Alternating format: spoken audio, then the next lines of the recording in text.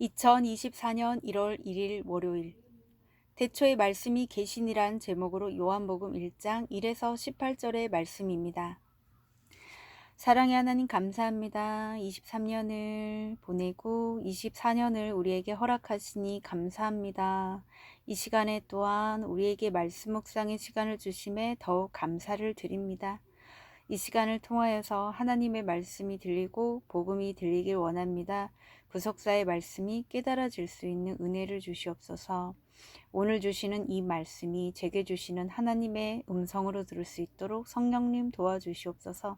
말씀대로 믿고 살고 누린 인생이 되게 하시고 이 시간도 우리와 함께 하시며 또한 한 해를 주님께 맡겨드립니다. 주님 말씀 속에 계신 하나님을 만나길 원합니다.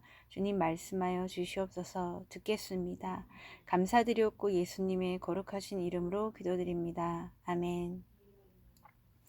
본문의 말씀입니다. 태초에 말씀이 계시니라. 이 말씀이 하나님과 함께 계셨으니 이 말씀은 곧 하나님이시니라.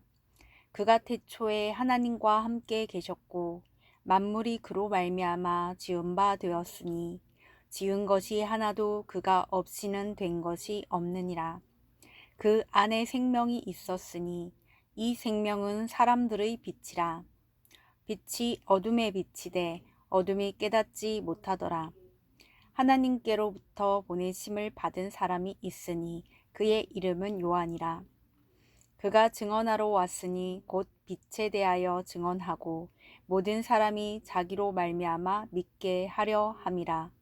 그는 이 빛이 아니요 이 빛에 대하여 증언하러 온 자라. 참빛 곧 세상에 와서 각 사람에게 비추는 빛이 있었나니 그가 세상에 계셨으며 세상은 그로 말미암아 지은 바 되었으되 세상이 그를 알지 못하였고 자기 땅에 오매 자기 백성이 영접하지 아니하였으나 영접하는 자 곧 그 이름을 믿는 자들에게는 하나님의 자녀가 되는 권세를 주셨으니 이는 혈통으로나 육적으로나 사람의 뜻으로 나지 아니하고 오직 하나님께로부터 난 자들이니라. 말씀이 육신이 되어 우리 가운데 거하심에 우리가 그의 영광을 보니 아버지의 독생자의 영광이요 은혜와 진리가 충만하더라.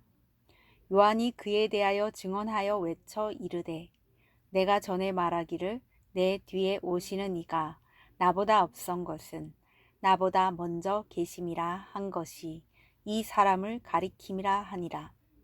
우리가 다 그의 충만한 데서 받으니 은혜 위에 은혜로라. 율법은 모세로 말미암아 주어진 것이요 은혜와 진리는 예수 그리스도로 말미암아 온 것이라. 본래 하나님을 본 사람이 없으되 아버지 품속에 있는 독생하신 하나님이 나타내셨느니라.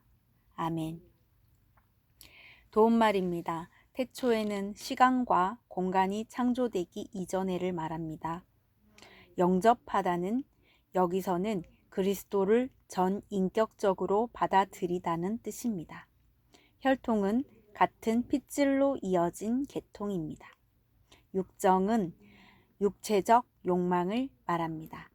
14절의 과하심에는 과하다에 해당하는 헬라어는 천막 또는 장막이라는 단어와 연관되어 있습니다. 독생자는 외아들을 말합니다. 본문 요약입니다. 생명이신 빛이신 말씀이며 생명이며 빛이신 말씀은 태초부터 하나님과 함께 계셨고 그로 말미암아 세상이 창조되었습니다. 세례 요한은 이 빛에 대하여 증언했습니다. 참 빛이신 예수님이 세상에 오셨지만 백성은 그를 영접하지 않았습니다. 그러나 예수님을 영접하는 자는 하나님의 자녀가 되는 권세를 얻습니다. 오늘의 중보기도입니다.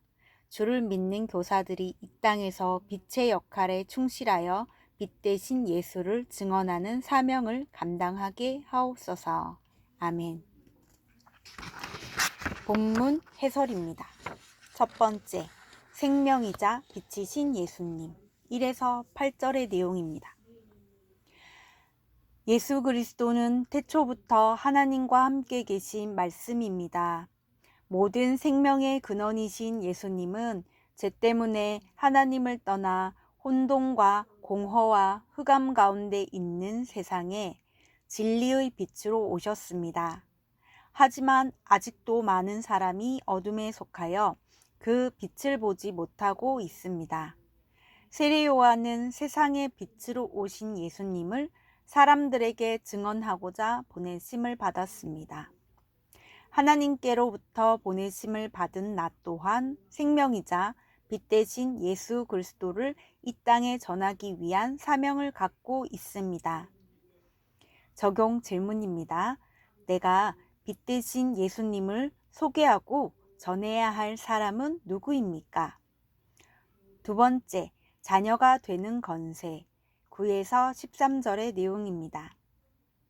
하나님의 구원 계획은 참 빛이신 예수님을 통해 이 땅에 드러났습니다.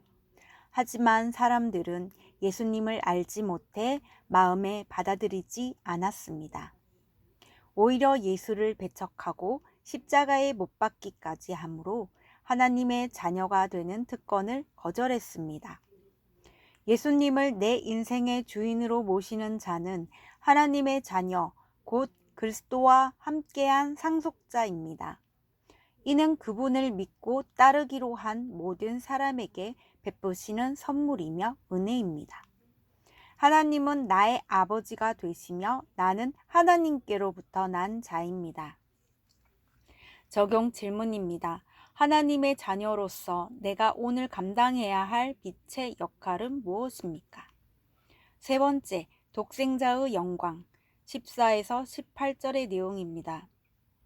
예수 그리스도는 성육신하여 이 땅에 오신 하나님입니다. 만물을 창조한 말씀이신 하나님이 우리와 함께 거하셨습니다. 우리는 그리스도 안에서 은혜와 진리가 충만한 하나님의 영광을 경험할 수 있습니다. 죄인된 인간은 그 누구도 거룩하신 하나님을 볼 수 없지만 예수님이 육신의 몸을 입으심으로써 우리가 하나님을 볼 수 있게 되었습니다. 새해 첫날 예수 그리스도를 통해 하나님을 대면하여 친밀한 교제를 나누는 참된 복을 누리게 된 것에 감사합시다. 적용 질문입니다. 새해 첫날 나는 진리의 말씀에 귀 기울임으로써 하나님과 친밀한 교제를 나누고 있습니까? 오늘 기도하기는 어둠에 속하여 주 가운데 거하며 살아온 저에게 빛으로 생명으로 찾아와 주신 주께 감사를 드립니다. 올 한 해도 하나님의 자녀된 권세를 누리며 살게 하옵소서. 제 삶의 자리에서 하나님 나라의 상속자로서 빛된 역할을 온전히 감당할 수 있게 도와주옵소서. 아멘. 묵상 간증입니다. 하나님의 자녀가 되는 건세란 제목으로 이상배님의 말씀 적용글입니다. 어느 날 연구실에서 밤늦게까지 열띤 토론을 하고 있던 때입니다.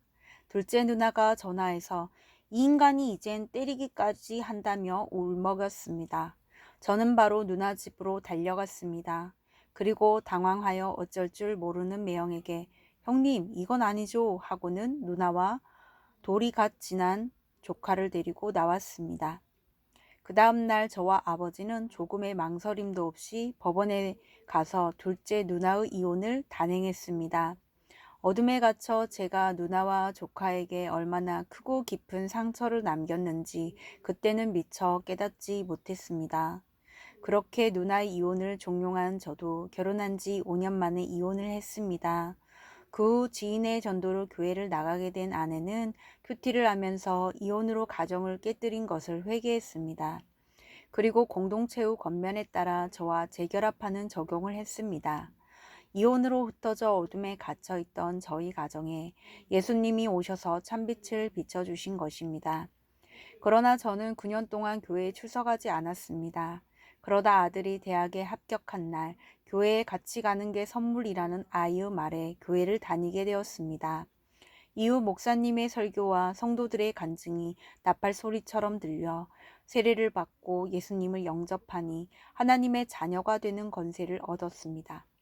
그리고 말씀으로 양육을 받으면서 둘째 누나에게 이혼을 종용했던 일과 몸과 마음이 아픈 아내를 외면한 채 이혼으로 자녀들에게 돌이킬 수 없는 상처를 준 일, 주일에도 업무를 진행하여 믿는 후배들이 예배에 가지 못하게 했던 저의 완악함이 떠올라 회개했습니다. 그러자 그동안 느낄 수 없던 자유와 평안이 임하여 저의 몸과 마음이 깃털같이 가벼워졌습니다.